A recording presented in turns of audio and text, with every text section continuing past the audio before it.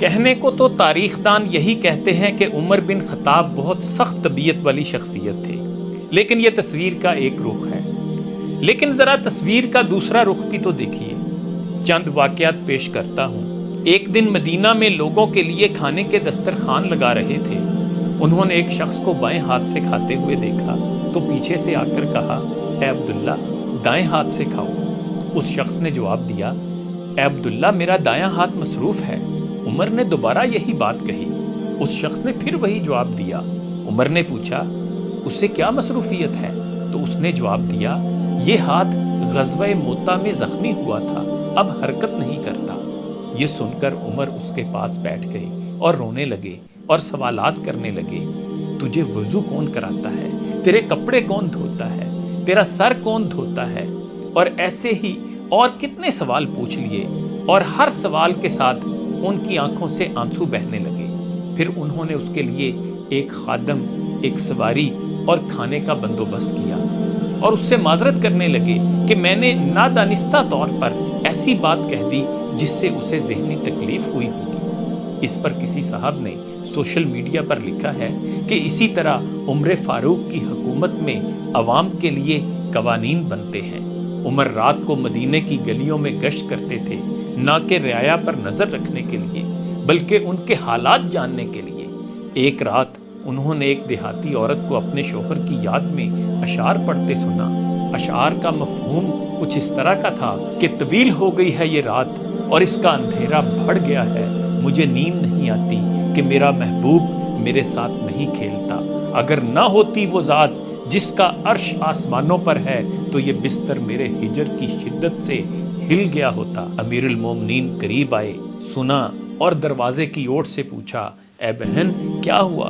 عورت نے جواب دیا، میرے شوہر کئی مہینوں سے جہاد کے لیے گئے ہوئے ہیں، میں انہیں یاد کرتی ہوں۔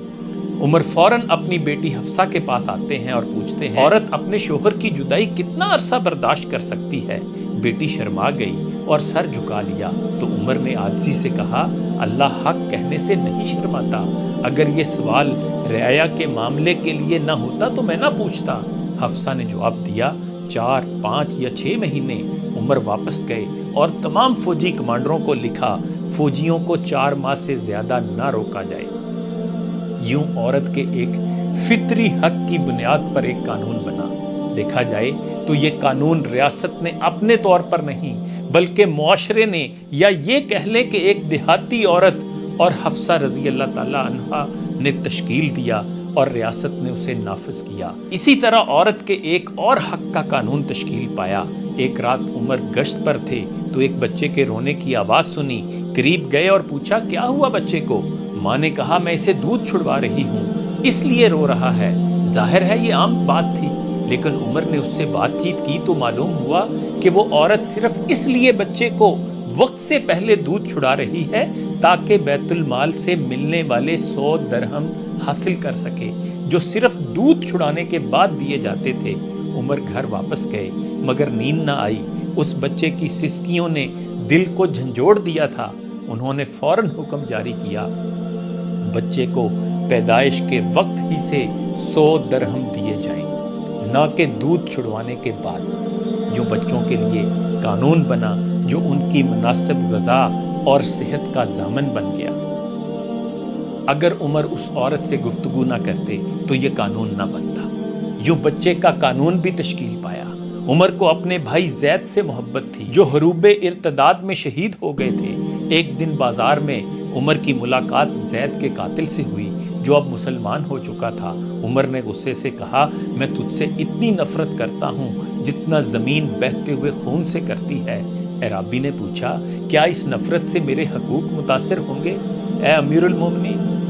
عمر نے کہا، نہیں۔ تو عرابی نے بے پرواہی سے کہا، محبت کا غم تو عورتیں کرتی ہیں۔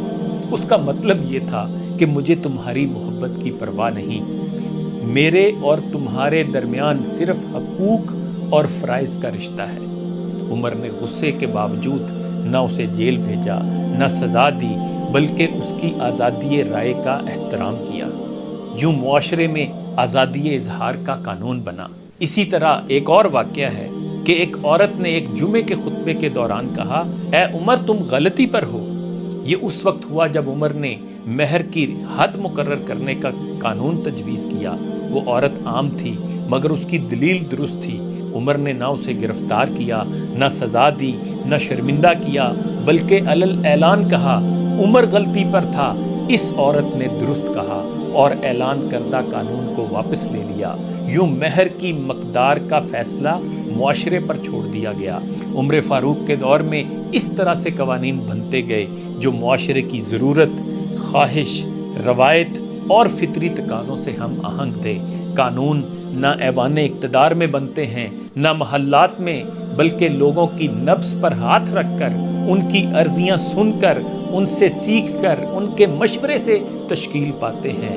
یعنی اصل قانون ساز معاشرہ ہے، اقتدار نہیں۔ پاکستان میں ہم کیا دیکھتے ہیں کہ اقتدار کے ایوانوں میں ہونے والی قانون سازی غریب کے دکھوں کا مداوع کرنے سے قاصر ہے۔ جب تک عوام بیدار ہو کر ایک دردمند، ویژنری اور با کردار قیادت کو منتخب نہیں کرتی، ملک اور غریب کے حالات یہی رہیں گے، جس کی ترجمانی حبیب جالب نے یہ کہہ کر کی تھی کہ وہی حالات ہیں فقیروں کے، دن پھرے ہیں فقط وزیروں کے، اپنا حلقہ ہے حلقہ زنجیر اور حلقے ہیں سب امیروں کے، ہر بلاول ہے دیس کا مکروز، پاؤں ننگے ہیں بے نظیروں کے، وہی اہل وفا کی صورتحال، وارے نیارے ہیں بے ضمیروں کے، سازشیں ہیں وہی خلاف عوام، مشورے ہیں وہی مشیروں کے، بیڑیاں سامراج کی ہیں وہی دن رات ہیں اسیروں کے۔